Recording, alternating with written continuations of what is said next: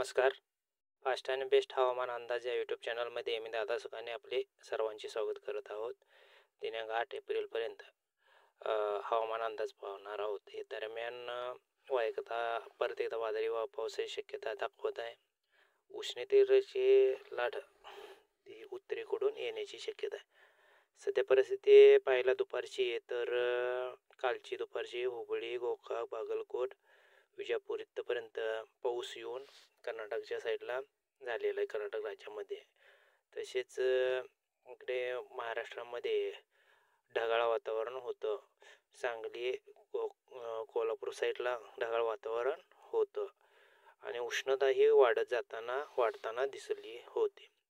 आणि पावसाचा विचार करायला गेला 8 तारखेच्या आसपास 7-8 तारखेपर्यंत कळंब, काहीच, बार्शी, उस्मानाबाद ह्या भागात पावसाचा जोर होण्याची शक्यता आहे.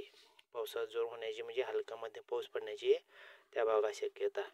पुढे जाऊन हा जोर वाढेल की कमी होईल त्या स्थानिक वातावरणावरच अवलंबून असेल. नवीन असाल तर आज चॅनल सबस्क्राईब करून घ्या, व्हिडिओला लाईक करत चला. दरम्यान दक्षिण भागातून 40-41 सेल्सिअस तापमानाची नोंद होईल.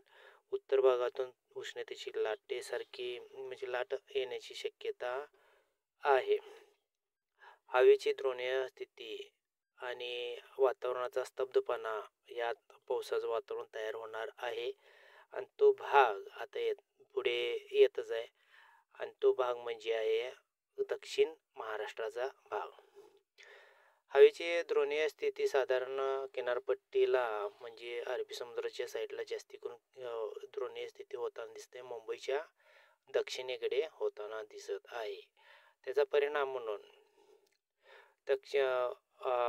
किनारपट्टी साईडला कुठल्या अरबी समुद्राच्या किनारपट्टी साईडला पावसाचं वातावरण तयार होताना दिसत आहे. आणि तेच द्रोणीय स्थिती आहे जी कर्नाटक साईडला जातेली दिसते.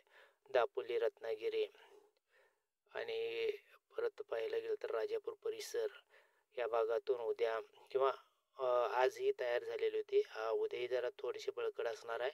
सावंतवाडी म्हणजे सिंधुदुर्ग परिसरामध्ये हायरी, पार्सेस ह्या भागातून सुद्धा राजापूर परिसर, कोल्हापूरच्या पश्चिम भागातून हवेची द्रोणीय स्थिती होऊन हलका मध्यम ते चांगलीचा जोरदार पाऊस पडण्याची शक्यता आहे.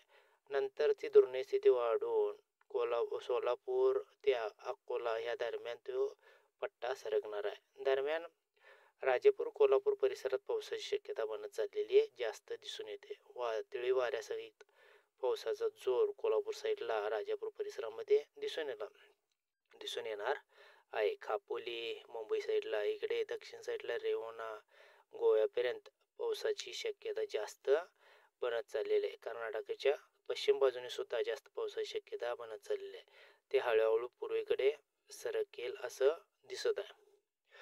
तिथून पुढे द्रोणीय स्थितीचा परिणाम म्हणून सांगली, ओडूस, कराड ह्या भागात, कोल्हापूर भागात पावसाची शक्यता जास्त थोडीशी दिसत आहे. इस्लामपूर, तासगाव, ओडूस, कराड ह्या भागातून पावसाची शक्यता. इकडे गारगोटी, फोंडा वगैरे आहे, या भागातून सुद्धा पावसाची शक्यता चांगली दिसत आहे. एकंदरीत पाहता परत एकदा 8 तारखेपर्यंत पावसाची शक्यता वाढत चाललेली आहे. गारगोटी, फोंडा या भागात तीव्र कडकडाटी वादळी पावसाची शक्यता 8 तारखेपर्यंत बनणार आहे. खेड ह्या भागात परत रोज म्हणजे किनारपट्टी साईडला अरबी समुद्राच्या कोकणपट्टी, किनारपट्टी कोकण या भागातून रोजच्या रोज पावसाची तयारी होणार आहे. हलका मध्यम पाऊस त्या साईडला पडण्याची शक्यता हे मॉडेल दर्शवत आहे. तिथून पुढे सांगली, सोलापूर, नांदेड, नागपूर, छत्रपती संभाजीनगर, अकोला या भागात अनेक द्रोणीय स्थिती निर्माण होणार आहे. कमी दाबाचं क्षेत्र, द्रोणीय स्थिती ह्या मुळे आता सध्याला अकोला, नागपूर ह्या भागातून द्रोणीय स्थिती म्हणजे हवेच बाष्पयुक्त वारे बंगालच्या उपसागरातून आलेले जे अकोला, नागपूर, नांदेड, चंद्रपूर इथपर्यंत येऊन थांबणार आहेत.